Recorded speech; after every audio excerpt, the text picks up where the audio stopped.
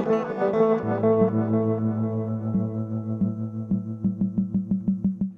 we know what trauma is? Do we even know the weight we're carrying around every day? So what is trauma really? What does it look like in everyday life? How does it manifest? And more importantly, what can we do about it? The space between us clinical psychologists Linda Mthenjane and Gugu Gigaba have been exploring these questions together. But the 2021 July unrest in South Africa unearthed the need to start a bigger conversation about the trauma simmering in our country. And now they're bringing their psychological insights to you. I'm Sabina Biddle, mental health advocate and contributor to the Space Between Us online platform. TSBU is honored to welcome you to our very first podcast, Trauma, the Silent Scream, an enlightened and gentle healing journey brought to you by Africa's leading online mental health platform, The Space Between Us.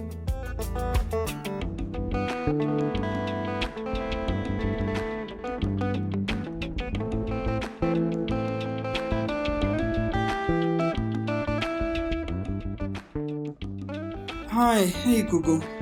How are you doing today? I think I just have a lot on my mind. It's into the space.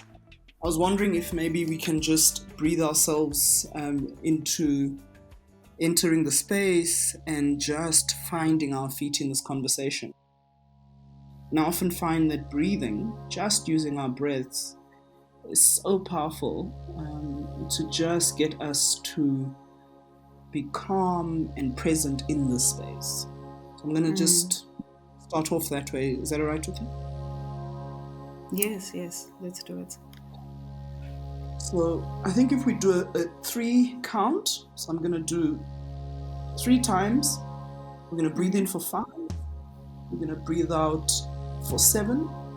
And we're just going to relax into this conversation. Okay, so let's breathe in. 1, 2, 3, 4, 5. I'm holding it at the top. 7, 6, 5, 4, 3, 2, 1. I think let's do that again. Just really so that we can relax into these chairs, so that we can really enter the space. Let's go. 1, 2, 3, 4, 5. I'm holding it at the top. 7, 6, 5, 4, 3, 2, 1. Really just settling in. My legs are firmly on the ground. I'm going to do it just for good luck one last time. Oh, yes. As we're doing it, I'm like, I really needed this, didn't I? 1, 2, 3, 4, 5, and hold the breath at the top. 7, 6, 5, 4, 3, 2, 1. I'm here. I'm here. I'm also here. Yeah, that's excellent. So you and I we've been having these conversations around trauma, and I'm so glad we're finally able to share it with more people than just you and I. And I think if one looks at the July unrest in particular, you and I have long conversations about how what looks obvious actually isn't quite as obvious. There's a lot of transgenerational trauma. There's a lot that is happening that is going unsaid. So lots of political and economic conversations in July, but very little on why it took so little to inflame an entire nation. Right?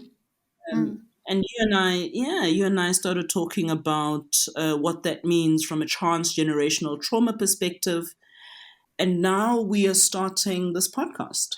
that was such a strange time in our country's lives, and yet it wasn't so strange. And I think you know exactly what I mean by this. And I think it's one of the reasons why we kindly jointly agreed when we were reflecting that this is just deeply troubling.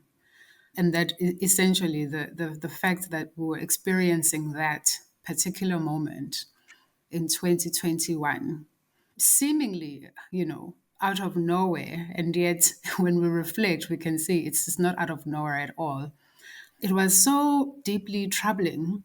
And I remember when we were talking to each other, I was saying, you know what? As I was watching some of the imagery, and because I'm based in Durban, some of the watching of the imagery was Mm, was live, from seeing buildings being destroyed, from seeing the actual impact of the violence on the streets.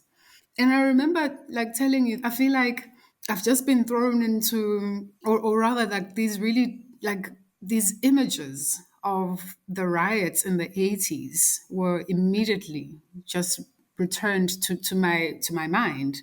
And I know that at that time started to also kind of start to feel emotionally and physiologically uncomfortable, because I started mm, feeling like, those memories were here again. And, I'm much older than I was during the riots of the 80s. But I think just observing that level of frustration, that level of, allow me to call it anarchy, at that mm, time. And it led me to feel really, really sad. I remember that one of the feeling that I felt quite strongly was a great deal of sadness and a great mm, deal of helplessness. But also, my body was in pain. I literally remember walking around with like back pain or lower back pain. And I remember that was the thing that I just became so significantly connected with, the mm, physiological pain that was yeah. associated with feeling quite, helpless, you know. Mm. And imagine now, Gugu, you at least can put some words to what was going on. Many people in our countries, because even if you weren't in KZN, hearing it on Yeah, the news, hearing the hate speech, yeah, feeling this overriding sense of anxiety as you yeah, walked outside, even here in Joburg, and just the air feeling like something is about to explode. That yeah, whole scene, reminiscence of the 80s and certainly mid 70s. yeah, When I think about all of that, I realize just how much more necessary right now this conversation yeah. is. Yeah, the conversation that says, what will it take for us to truly heal the trauma of the past? So both Mm, at a macro level, kind of politically, mm, what needs to be said, what needs to be done, what is the cleansing that needs to be done in mm, families where you had parents leave, migrant labor, single mothers, uh, all the things that children didn't get from their parents that now are showing up as relational trauma in their marriages. Individual, you talk about the physiological feeling of a back pain, etc. I mean, just mm, these are some of the things we want to unpack when we talk yeah. about trauma at the different levels. Yeah, So, I agree. And you know what I think I'm reflecting on as you're speaking is how you indicate that at least I had some of the words to try and at least explain the feelings that I was feeling. But I think even for people that might not have access, or rather have the words such as anxiety or helplessness that they use routinely to describe experiences related to trauma, I think mm, what is felt quite significantly is the fear, just being mm, mm, afraid. mm. And I Yes. think for South Africans, the fear is, I would like to call it a companion, except I know that, even with companions, there are welcome companions, and companions that you don't necessarily want to walk with. But Mm, it's ever present. It's so pervasive. Fear, and the way that that is experienced is so different to all of us. And again, this is related to, how we become introduced to becoming so fearful as South Africans, and our traumatic history, as you're also alluding to. And if I'm reflecting on just the events of the in July particularly, that was so pervasive, the fear, and it informed some of those responses that people had. Some which we know were racially, unpleasant, or racially quite violent. Some which resulted in more violent, actually, physical aggression, and so many lives that were lost. But what was so pervasive and was shared, and I think that's why this is so important to have this conversation, because as South Africans, there's almost like a shared trauma that we don't realize is something that could actually unite us, because we've all been affected in so many different ways by events which happen to us at the same time, but in very different ways. And so when we have our fear responses, they look different, but the emotion that we are all walking around with for most of the time, sometimes we're not even aware just how frightened we are, until something happens and we get this intense response to it. Is fear? Absolutely. It is. Yeah, Google, it is fear. And this is yeah, exactly why we have this podcast, because where we want to start is yeah, just understanding what trauma is. I mean, and yeah. that's what we're going to spend quite a bit of time just talking about: what trauma is, how it Mm, manifests itself, how you would see it in everyday life. yeah. And maybe one is thinking about a base definition, just thinking Mm, about anything that you have experienced that has overwhelmed you, that you mhm, felt no control over. So we're going to spend quite a bit of time in the coming series just talking about what trauma is mm. at the simplest of levels. Um, Absolutely. Yeah.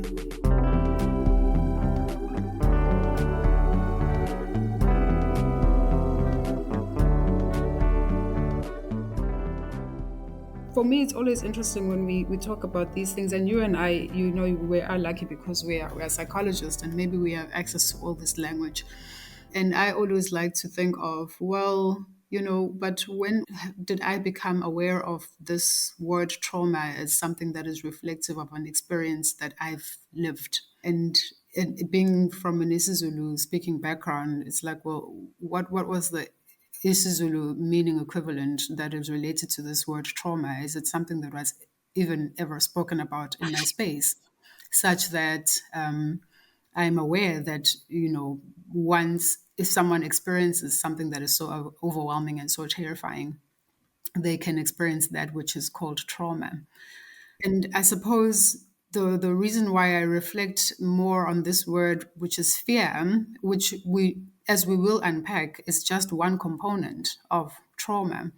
It's because that might be a word that I would have grown up hearing in response to something that is overwhelming and terrifying. I don't think there was an opportunity to reflect that, beyond the fear, something remains. And the thing mm, that remains is the trauma. And that trauma is what keeps on perpetuating, such harmful responses, whether it's at your individual level, or even broadly within the family, and even broadly within the society that we live in. So it's become quite fascinating in the last couple of months to have conversations with South Africans to realize that it's not necessarily an isiZulu speaking person challenge, but it's a challenge across people of varying cultures that even have access to the English language. That it's not necessarily been something that has been openly discussed within our spaces. mm. I heard a beautiful story, and I think it's worth sharing that probably helps define trauma, because Yeah. going forward, we're going to be talking about trauma. We're going to Mm. be talking about where it comes from. We're going to be talking about what it looks like. We're going to be talking Yeah. about what we can do about it. But I just thought that the story was beautiful, and I would like to tell it. Mm. It goes that, in fact, it's one of my favorite psychologists who tells the story, Tara Bach. It goes that this little girl, 7 years old, living with her parents, alcoholic father, he would come home drunk and he would hit the mother, hit the child, and this would happen quite frequently. So this one time, she anticipated his coming to hit her. She hid Mm. and she prayed for something to happen. And she prayed to her angels, and an angel came and said to her, "Okay, I can take this away from you." Because she was Mm. praying, "Please stop, let this stop, please take it away from me." And the angel said, "Okay, I'll take it away from you. I will make sure that you don't remember any of this. And instead, what I'm Mm. going to do is I'm going to put it in your body. I'm going to Mm. put it everywhere in your body just to distribute it so that it's not in your brain, you don't remember it. But where you will remember it is every time you smell something, it will come to you. But at least it doesn't feel as painful. Every time you meet a certain type of person, every time you feel a certain way, this thing will come back to you.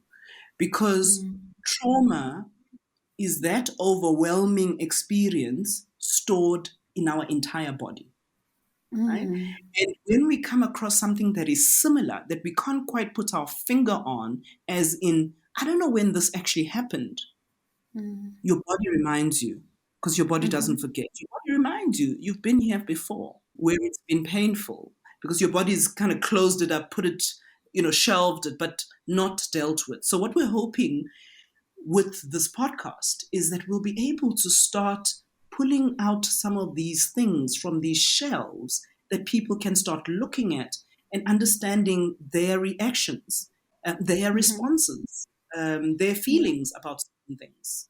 So I Mm. really look forward to being able to do that. Yeah. And you know what's actually quite amazing is that as you're telling that story, I'm becoming increasingly aware of the fact that my heart rate has increased. And Mm. I'm feeling, having the experience of having palpitations. And I think what's so powerful about that particular story is that I don't think that there's any person who's experienced a trauma in their lives that can't relate to just how tangible it feels in their bodies. That it's so real. And I suppose this is part of what has been driving us really, because we've been wanting to do this for a really long time, to say, how do we get people to move from sitting with this really uncomfortable heartbeat that can be triggered by even events that they can't remember or they don't know about, but they find Mm. themselves sitting there having this experience of such intense discomfort that is experienced through the body, but is linked to something that is so psychologically disturbing, but they don't have access to it. And I suppose this is probably why we've wanted to reflect on trauma in the way that we've decided to reflect on trauma, because one of the things that in the story that you're telling is quite amazing, because essentially what it's also speaking to is that, anyone who would encounter that little girl might not necessarily know just by looking at her that that's her Mm. everyday lived reality, and that she's walking around with such fear and such pain and such experiences of horror in her daily Yes. life, such that she needs to call on the power of, the magic to help her Mm. to cope with the current reality.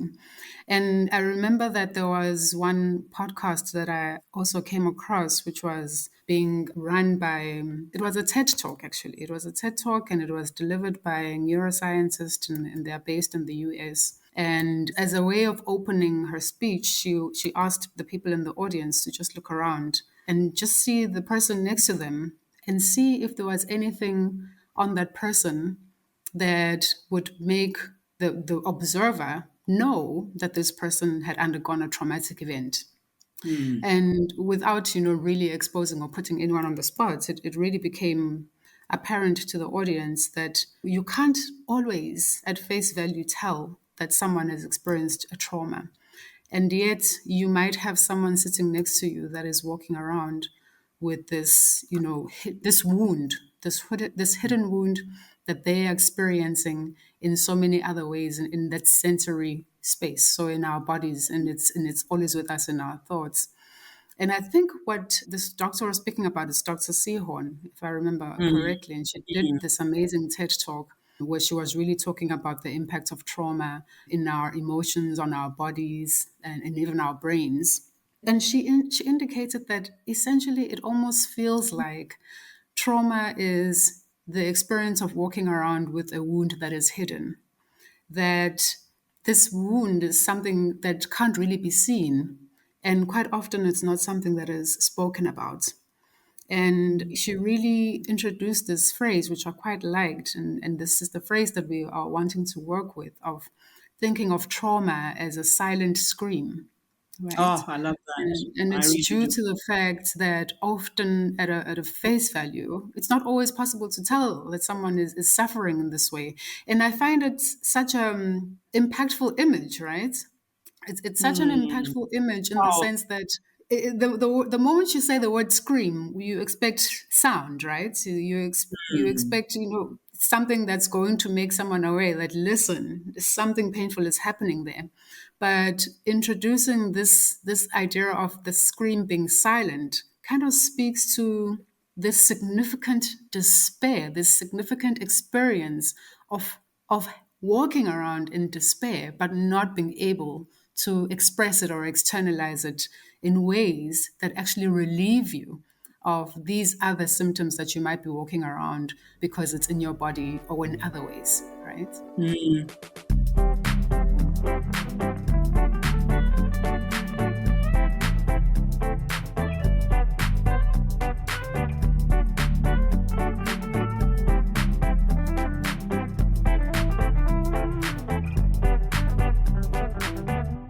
Well, let's just double click on that. So we're Yeah, going to be calling our podcast "Trauma: The Silent Scream," and I yeah, mean we know that there are generations that have known this to be used in other contexts, but for us, I think what's very important is if I just go back to July and I mm, look at the physical damage that we saw to buildings, mm, that was a silent scream. That mm-hmm, was trauma. If you look at the ages of those young people, if you look at a history of, and you ask yourself the question, who loved you? How were you parented? What happened to you? The chances are high that we're dealing with a large group of traumatized young people. But what we do see is the distraction at the end, which again is somewhat of a silent scream. So we're going to be spending quite a bit of time unpacking what is the impact that we see, which actually more often than not has been born many, many years, is lived in the body, in the cells. And I think mm, for a lot of South Africans, we want to be able to help start the conversation, start the healing journey. And that's mm-hmm. why the podcast is about, firstly, um, allowing the spaces for us to scream. Yeah, The way you and I were talking about it, Gugu, is that it's important for us to be able to, first and foremost, just normalize it. mm-hmm, So we're going to have a neuropsychologist talking to us about the brain, how mm-hmm, the brain heals itself in the way that trauma works. I'm mm-hmm. looking forward to that first podcast. Absolutely, because that's one of the things that, again, I'll always refer back to my own experience of just how much being introduced to the word trauma as a real phenomenon through my training. It really helped me to make sense of so much that I had never really understood. Because it literally feels like some of these traumatic events stick on you, right? So they just stick on you, Mm, but mm, there isn't anything that you feel that essentially you can do about it, because you're not even, sometimes you can't make the connections, you don't connect the dots, what this heaviness is that you might be feeling, and how it connects. And I think it's so important what we're trying to achieve here, because it's kind of like, and again, if we're reflecting on the events of July, where we might have people that were either involved directly through engaging in the behaviors, and also people that were involved by observing that those events were traumatizing for all parties involved, right? And essentially, I feel like even having this platform and even beginning on that particular event as a starting point is significant, because we now know and we can correctly, hypothesize that there are people that are still walking around with symptoms of trauma just based on that particular event. Because when we are looking or reflecting on some of these actions, these actions that are reflective of this wound that it isn't spoken about, but they are so loud in terms of their impact. We always also reflect on, but the people that were involved or engaging in these behaviors, so they're not necessarily bad people. So, what is it that can help us to understand what were the underlying emotions that could lead people to engage into such behaviors? What is this desperation that people are actually walking around with, and how are they processing this desperation? Where is it coming from? Where is this huge sense of feeling so disenfranchised that you literally risk it all?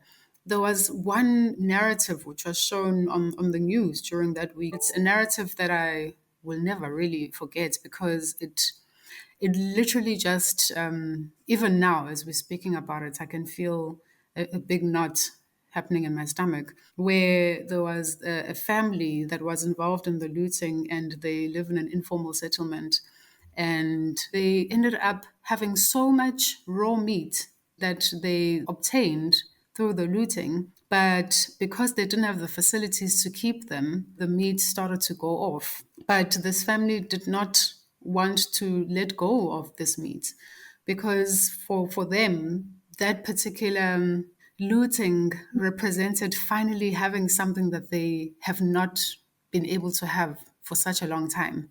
And the letting go of it, in spite of the fact that it could not be harmful, it almost felt like it would be leading them back to that despair. So there was some kind of psychological gain from, engaging in those activities, even though to the observer, the distant observer, it can only be seen maybe as barbaric in some ways.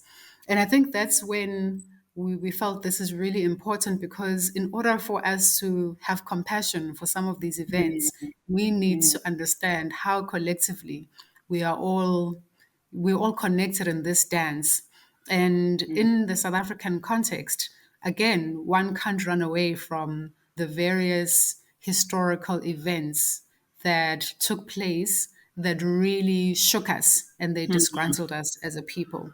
And one of the things that, again, our neuroscientists, and I hope that they really they help us to unpack this even further, is just how the experience of trauma, it reconstructs you. It changes your brain. It changes your physiology. And I remember having this conversation with a friend over a glass of wine, as people become quite quite intelligent over glasses of wine, but they were literally thrown off their chairs that, what do you mean it changes you? I'll quote one of the images that the doctor used when she was talking about Humpty Dumpty and how he fell on Dr. Sihon, how Humpty Dumpty fell off the wall, and then, all the king's horses and all the king's men tried to put him together again. And one could just think, even if someone manages to put Humpty Dumpty together again, he's not quite the same, right? So there's these fundamental changes that happen in us as a result of having experienced a traumatic event. Those particular changes, when we provide education, particularly about how trauma affects us in the body, can help people to get this sense of, also, this is what has happened to me, or this is maybe what happened to my father, or this is what happened to my mother. And through that recognition, people can be able to become more compassionate with each other, and maybe even a little bit more patient with each other. Yeah. No, absolutely. Absolutely good.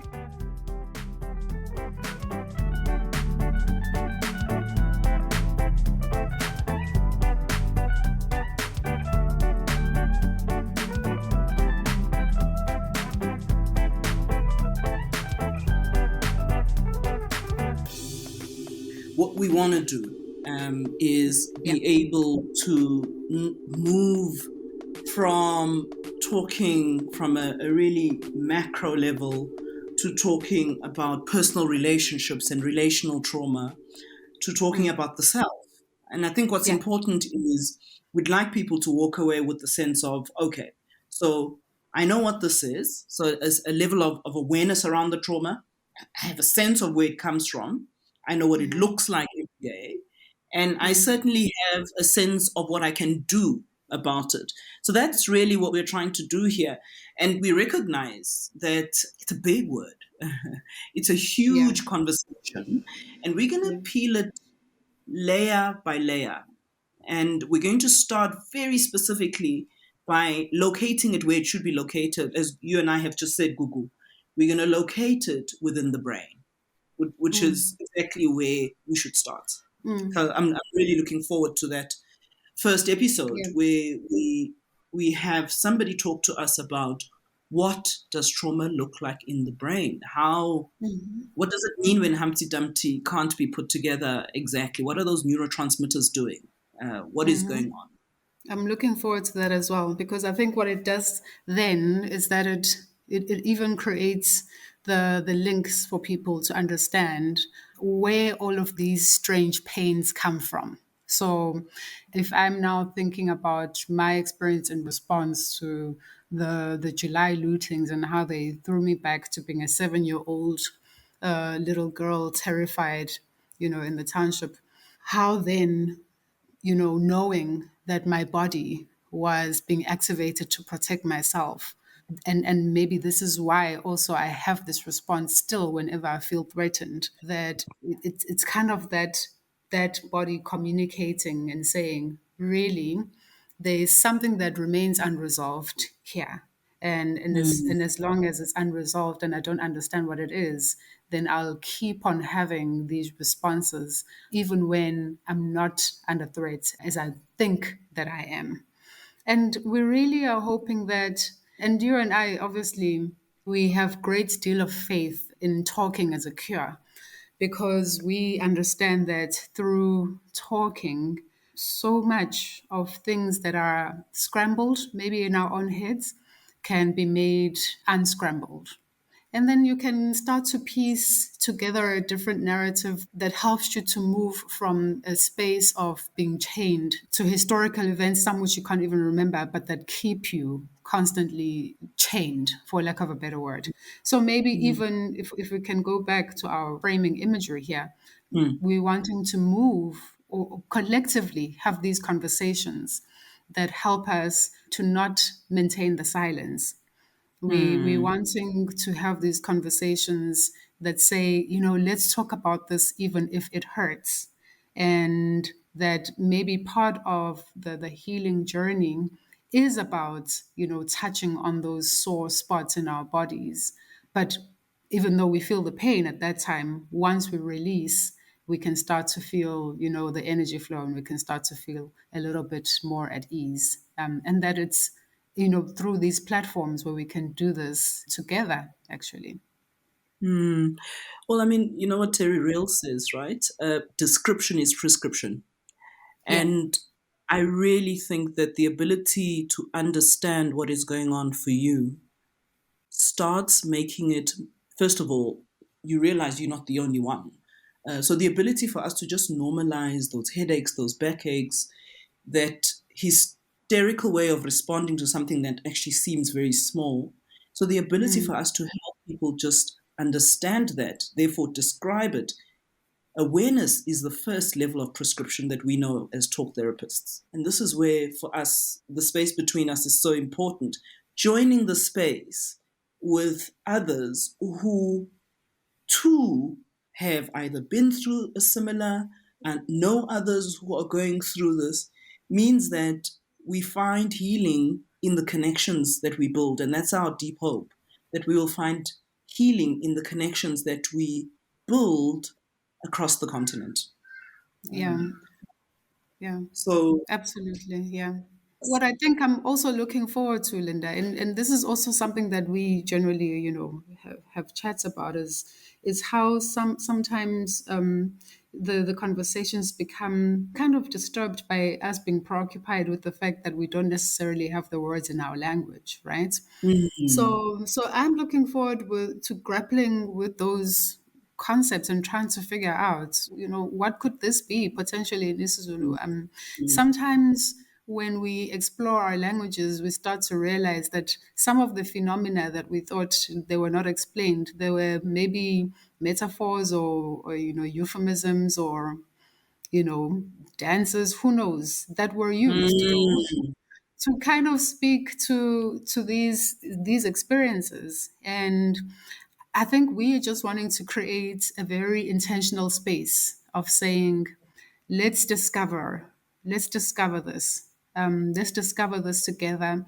Let's create this space that is for us, where really we are approaching this topic of trauma with a very focused curiosity, in terms of, if we were to start talking about it, if we were to make even an attempt to start, screaming, just a little bit in a manner that someone could hear me, what would be the words that I would want to use? And then let's see how they feel. And also intentionally trying to see, okay, so when I do use that word, what else do I feel and where? Is it conjuring certain thoughts?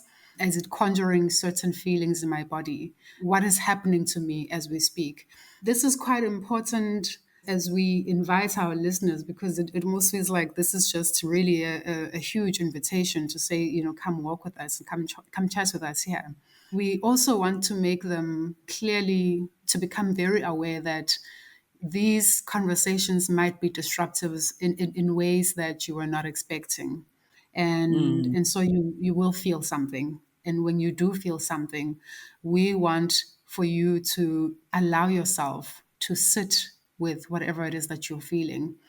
Let's try and see what's the gift in that, and how mm. it helps us to progress in our journey towards understanding this trauma that we experience individually and collectively, and how we can then make different meanings from it. No, absolutely. G, the invitation that you're sending to all South Africans and indeed Africans across the continent is this open curiosity to put our finger where it hurts the most, because that's where the healing Mhm. starts.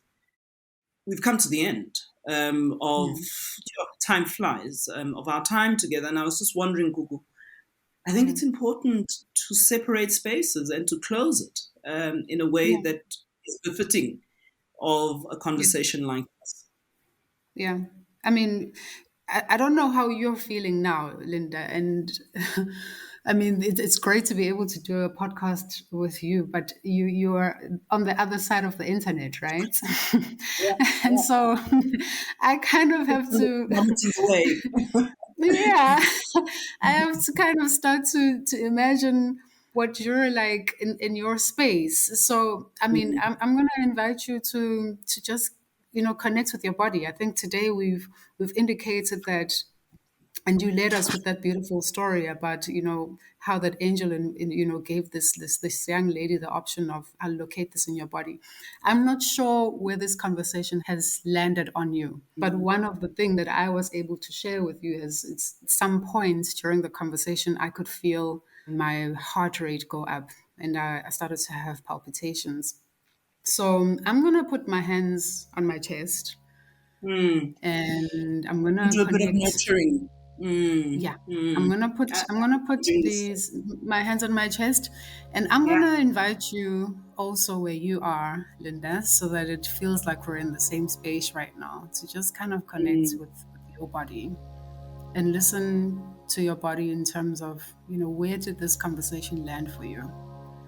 Even if you're not feeling anything physiologically, I would just like for you to choose what aspect of this conversation you would like to just reflect on as we close off. What I'm doing is I'm focusing on my heart rate, is I am gradually allowing myself to feel this palpitation and be really grateful that this conversation has moved me in the way that it has. And I'm taking this experience of having, heart palpitations as a great reminder that I'm a thinking and a feeling person, and that is a beautiful thing. I'm also taking the experience of having these palpitations as something that will remind me of how we began this conversation, how we began this journey today. And so it's kind of like giving me a different path, right? So that even if one day something terrifying does happen and I have palpitations again, but I can now also associate my palpitations with this beautiful conversation that we had. And so I also invite any of our listeners that hear this conversation for the first time and they start to feel a change in their body to just put your hands wherever it is that you feel something and just imagine yourself sending yourself all the love in the world to that particular spot. And just listen to what your body is doing until there's a sense of calm.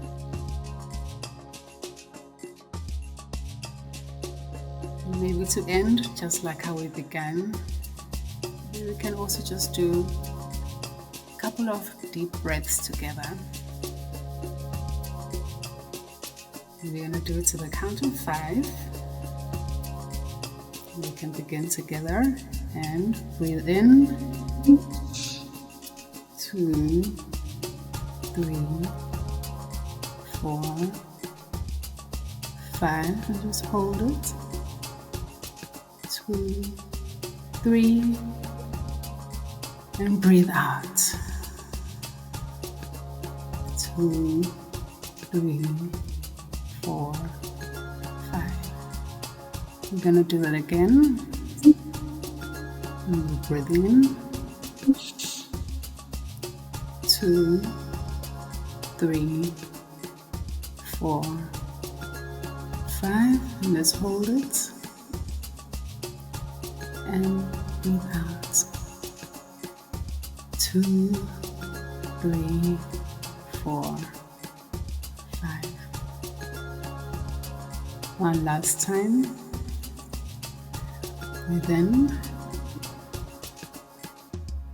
2, 3, 4, 5. And let's hold it. 2, 3, and breathe out. 2, 3, 4, 5. Oh, thank you, Gugu.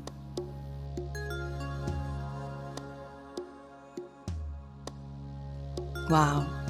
I hope you're feeling some kind of release and calm, because I know I am. You've been listening to clinical psychologists Linda Mthenjane and Gugu Gigaba. It's just the beginning of a very important conversation about transgenerational trauma.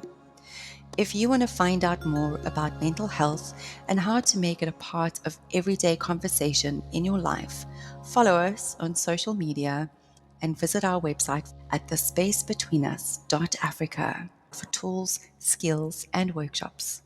In our next podcast, a top neuropsychologist will join us. They'll be talking about the experience of trauma, how it actually reconstructs us, and how the brain heals itself. This was Trauma, the Silent Scream, brought to you by Africa's online mental health platform, The Space Between Us. Find out more at thespacebetweenus.africa.